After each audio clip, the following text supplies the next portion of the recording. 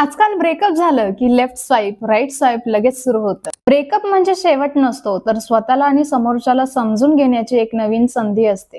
राग आणि द्वेष या क्षणिक भावना आहेत, त्यांच्या आधारावर घेतलेले निर्णय आयुष्यभराचा पश्चाताप देऊन जातात. भांडण झाल्यावर एकमेकांना स्पेस द्या ना. शांत झाल्यावर विचार करा की नातं तोडणं हा एकमेव मार्ग आहे का. कोणतंही नातं परफेक्ट नसतं, ते परफेक्ट बनवावं लागतं. आजच्या इन्स्टंट युगात आपण नात्यातले प्रॉब्लेम सोडवण्याऐवजी माणूस बदलण्यावर भर देतोय, पण नवीन व्यक्तीसोबतही पुन्हा तेच प्रॉब्लेम्स येऊ शकतात. त्यापेक्षा जुन्या नात्यातले संवाद सुधारले तर हरवलेली माणसं आणि हरवलेलं प्रेम पुन्हा परत येऊ शकतं. कोणाच्या तरी स्टेटसवरून किंवा कोणाच्या तरी सांगण्यावरून आपल्या नात्याचा निकाल लावू नका.